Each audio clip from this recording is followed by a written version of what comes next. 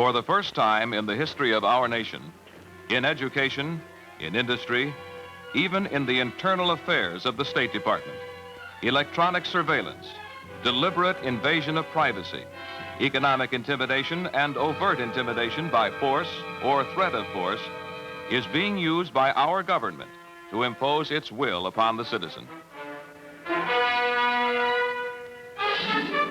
Consider, if you will, the Otepka case. One man's battle for the right to put the safety of the United States above all other loyalties, to secure for every government employee his right to expose to the Congress, and thus to the people, his knowledge of evils which may threaten the safety or welfare of our nation, without fear of reprisals.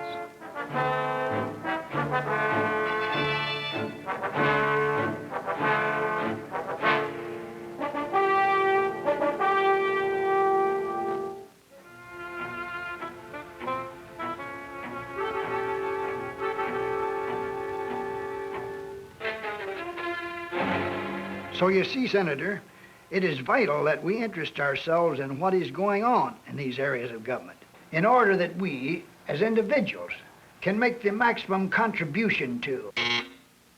Yes? Senator, the delegation from your district is here. Oh, yes, send them in.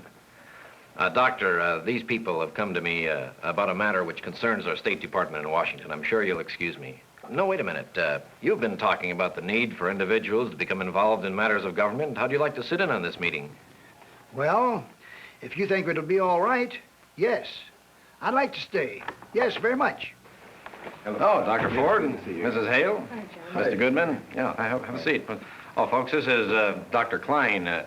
The Reverend Dr. Klein, among his other interests, church and civic, he's also interested with political affairs as they affect the individual. I've taken the liberty of asking him to sit in on our little talk here, that is, if it's all right with all of you. Sure, that'll be fine.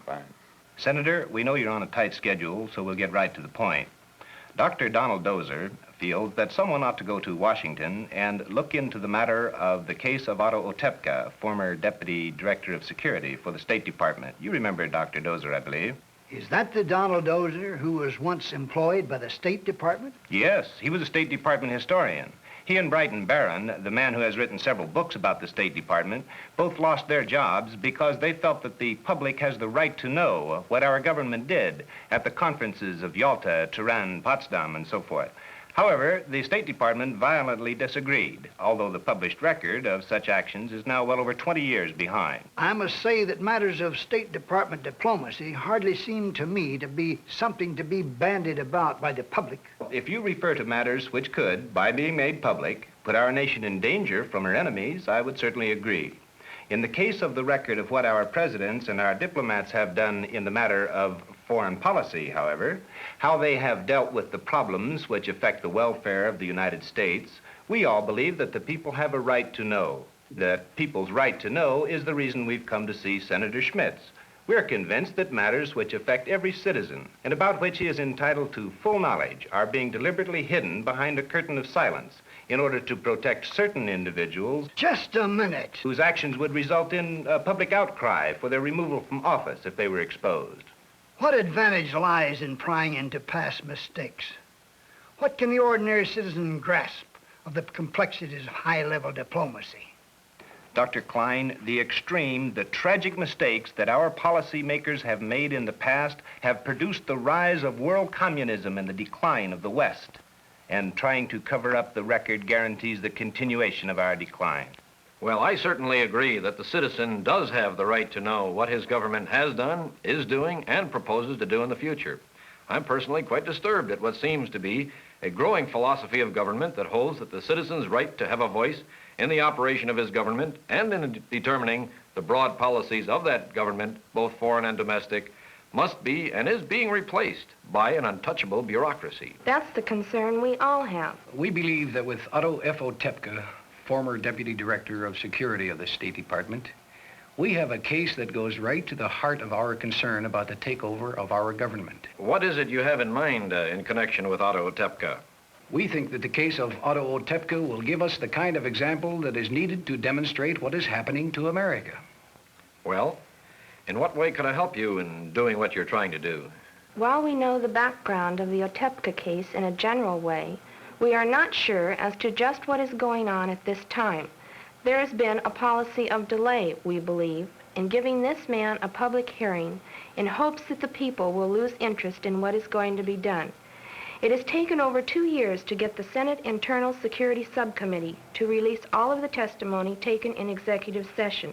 Until this was done, Mr. Otepka could not use it in his defense. We have been talking to Dr. Dozer about this case, and we feel that someone should go to Washington and determine just what the facts are about this whole controversy. If what we suspect is true, this case can be the most important milestone in the battle to preserve our republic that we will ever see.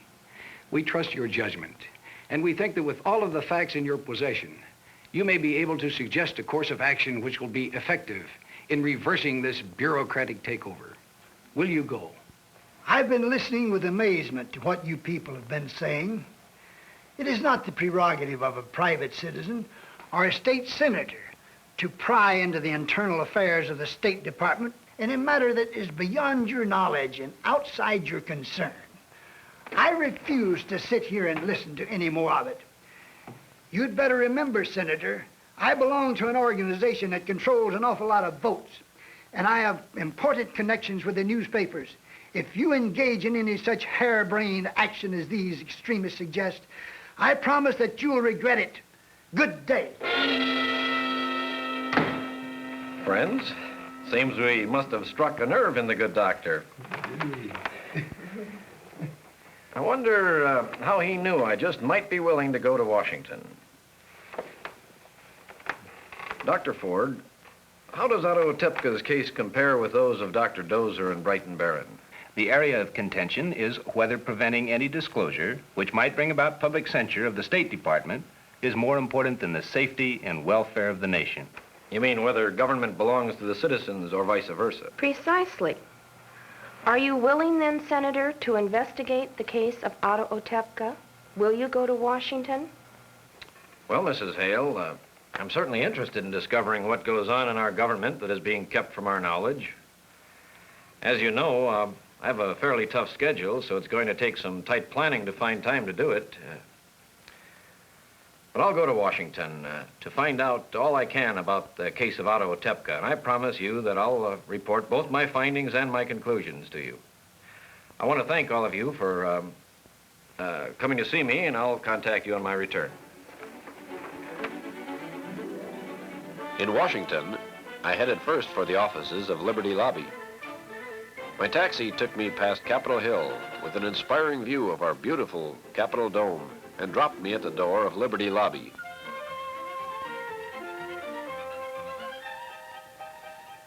W.B. Hicks, Executive Secretary of Liberty Lobby, introduced me to Colonel Dowell, Chairman of the Board of Policy.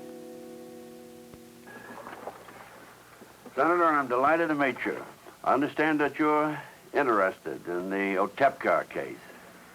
Colonel Dahl, I'm sure I've come to the right place to begin my study of the Otepka case, and I'm most happy to have the opportunity to meet you. Knowing that you've had access to top-level government information since President Roosevelt's time, and being aware of the fine work of Liberty Lobby in representing the people, it seems uniquely fitting that I should ask you to help me in this matter. Why, thank you, Senator. For a long time, we here at Liberty Lobby have been interested in the Otepka case. As you know, Otto Otepka has been a devoted and extremely capable public servant for over 25 years. Until the Kennedy-Johnson administration came into power in 1960, Otepka had time after time been highly commended for his outstanding work as a career security officer. Can you point out any particular happening that signaled the start of Otepka's persecution? Senator, I think perhaps our Mr. Hicks would best be able to acquaint you with all of the details. He has been in closer touch than I. W.B., can you tell the Senator how Otto Otepka's troubles began? I'll be glad to try, Colonel. As you know, Senator, Otto Otepka is a career security officer. He had numerous commendations for the outstanding way in which he handled a difficult and demanding job. I'm sure you'll recall the furor in the newspapers about the reduction in force in the State Department. Headlines such as State Department security to be emasculated, 25 top security experts to lose jobs, and so forth. When the Senate Internal Security Subcommittee decided to investigate the administration of the Internal Security Act and other internal security laws in the State Department, Otto Otepka was called to testify because he was the top security expert in the field. Otepka has the old-fashioned idea that the security of the United States is more important than preserving the prestige of the Foreign Service officer. Yes, I understand that some Foreign Service officers have their loyalty reversed.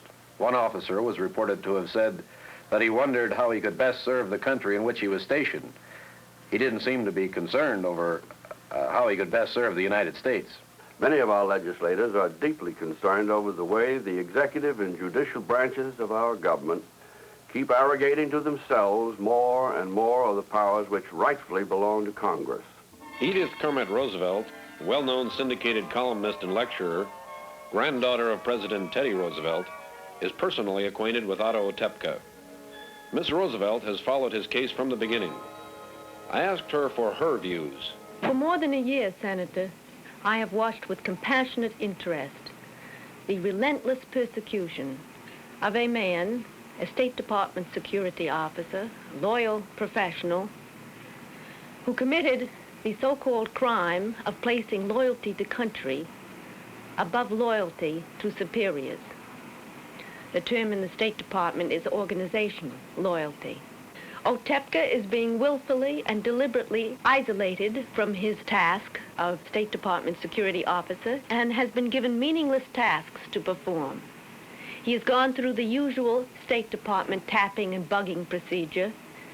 His telephone conversations have been monitored, his mail has been read, and yet this man has committed no crime. The State Department charged him of having mutilated a document. Subsequently, he was cleared by the Justice Department. Yet Otto Otepka has not been restored to his duties, and the men who lied before the committee investigating the charges have not been fired from their government posts. The point here is we are witnessing what amounts to a breakdown of our constitutional system, a constitutional crisis.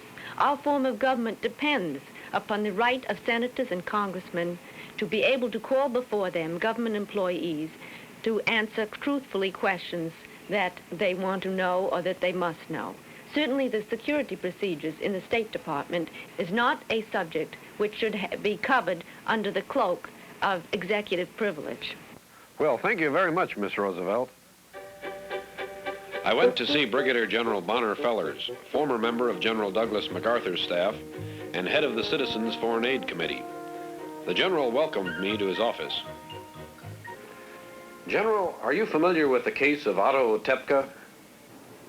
In general, I'm quite familiar with it. I don't know the details as much as I'd like to, but I admire him tremendously, and I think you people are doing a wonderful thing to invite the attention of the public to the mistreatment that Otepka is receiving from the Department of State.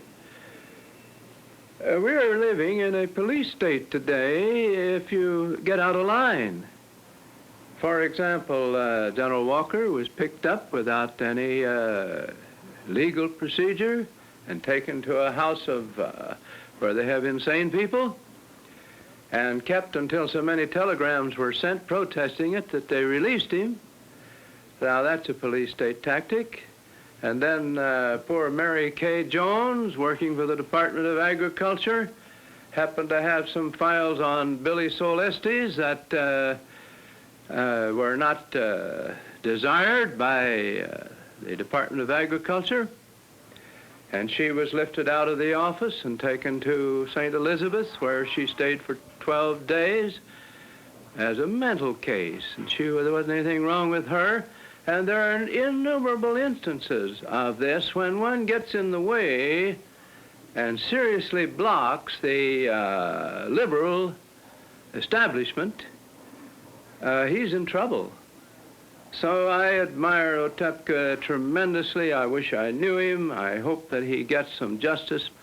The cards are stacked against him. He's done nothing wrong.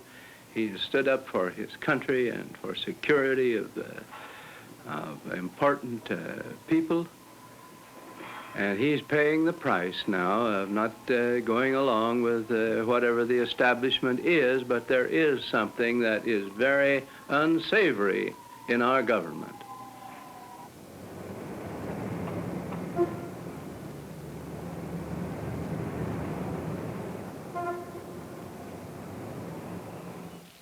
I'm Frank Cluckone, a newspaper man and author.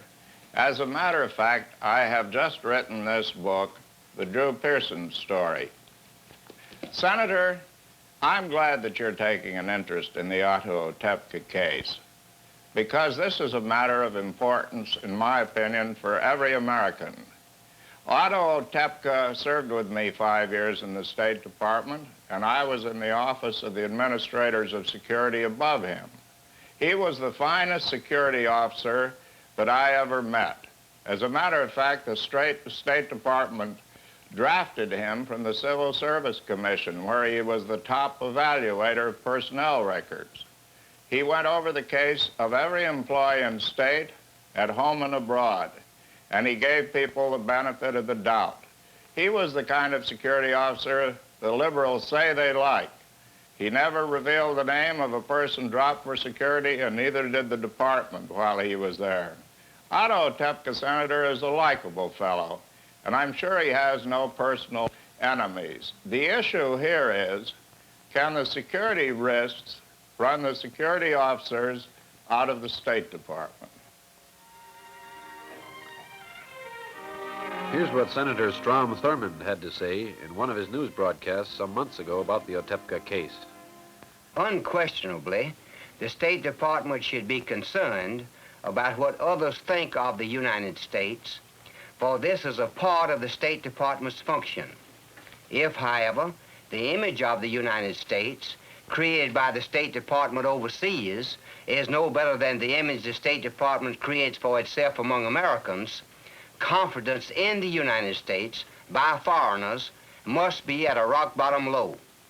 The State Department record in the Otepka case is one of security laxness, deception of Congress and the public, the use of Gestapo investigation and harassment tactics, and the secret trial.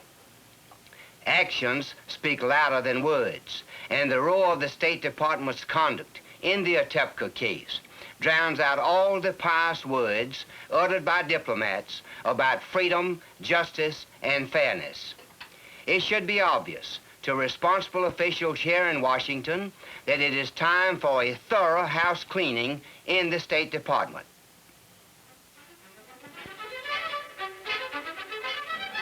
While on the Hill, I met Bill Williams, one of the fine leaders of Young Americans for Freedom.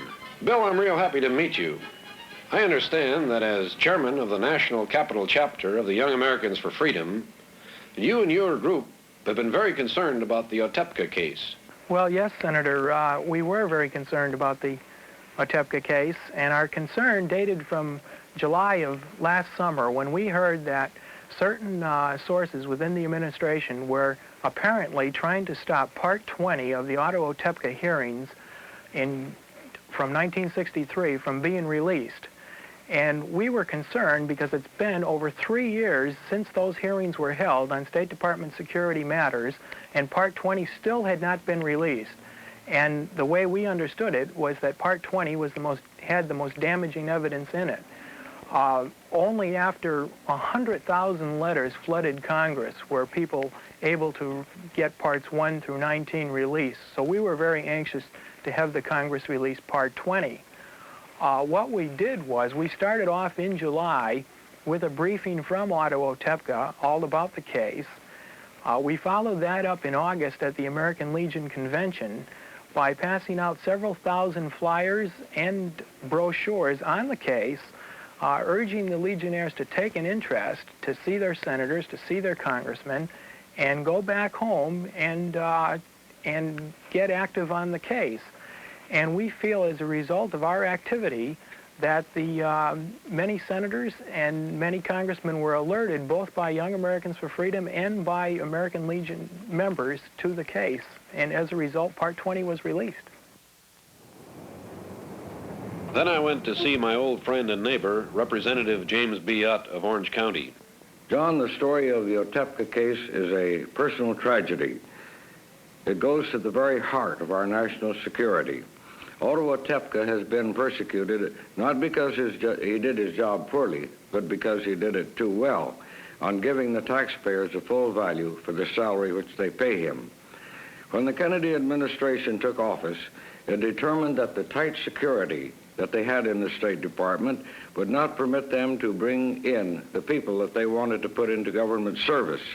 And so they had to begin to eliminate the state security.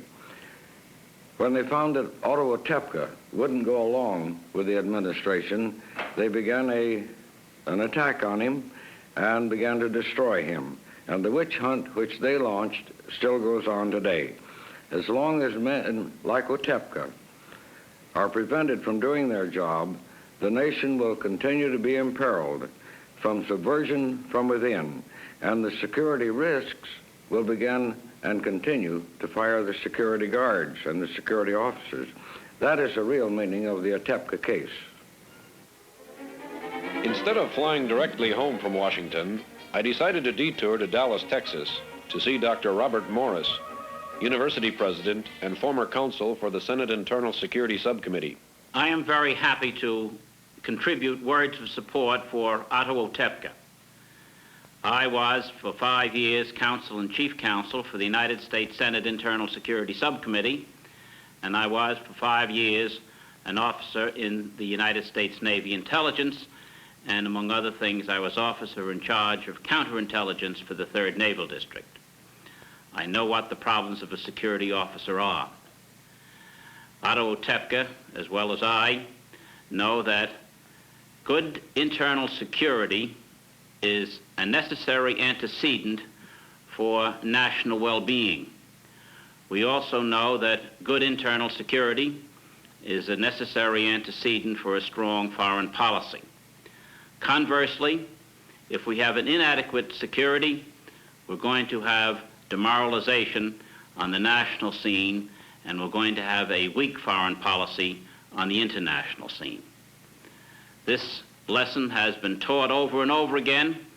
It was taught certainly in connection with the fall of China, which has led now to the terrible bloodletting that's now going on in Vietnam, and it happened certainly at the time of the Cuban disaster, which saw Fidel Castro come to power after conspicuous security failures.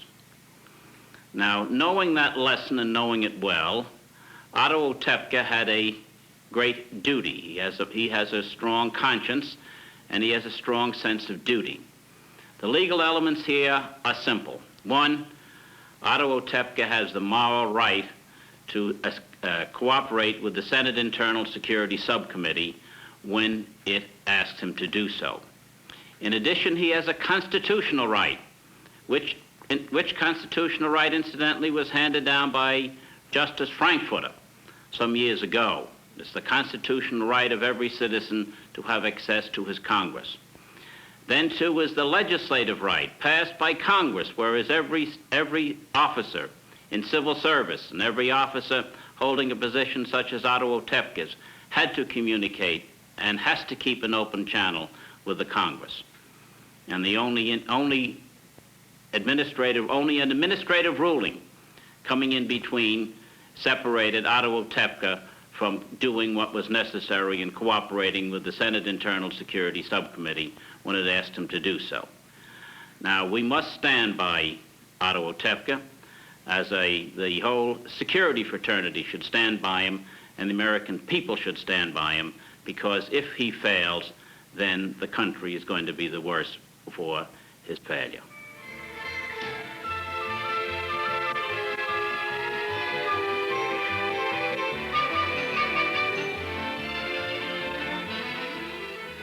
Finally, I felt that I had been away as long as I dared. There were many things that I would have liked to have gone into, but I felt that I had to return to my duties in Sacramento. Now you understand the reason for the long delay in giving Otto Otepka a fair public hearing. His actions have not only been correct, they have been the actions of a man of honor, a man of deep regard for his country's welfare and safety. It is perfectly clear that to exonerate this patriot before the American public, as he deserves, will mean the exposure of numerous well-known and highly placed public figures to the wrath and scorn of every decent American. What we must all understand and make clear to those whom we entrust with public office is that paternal bureaucratic government is the very antithesis of the American dream of liberty under God. No public servant, from the president on down, has the right to preempt the records of his or others' actions upon leaving office when those records hold the vital facts the public has the right to know. No official has the right to interpose executive privilege between the Congress and the full and complete truth in order to shield the miscreant. No holder of public office has the right to place his allegiance elsewhere than to the United States and to the Constitution he has sworn to honor and uphold. So you see that what is actually at stake here in the case of Otto Otepka is the right of Congress to be told the truth, and the concurrent right of any government employee to expose to the Congress and thus to the American people any wrongdoing, error, or corruption which may exist in the area of government in which he is employed without fear of harassment or reprisals. Anything less makes the Congress a rubber stamp farce. Anything less makes the government employee's life a nightmare filled with visions of a tyranny by whose whim he may be summarily divested of both his livelihood and his career. If the people of America understand this and refuse to remain acquiescent about it, the inroads of the bureaucracy can be halted and the growing trend towards a nation of helpless wards of an all-powerful big brother government can be reversed. Knowledge without action availeth not. Because the problem demands a political solution, as voters, you must solve it. Do not feel that as one individual, you are helpless to effect any change. Your influence counts. Use it.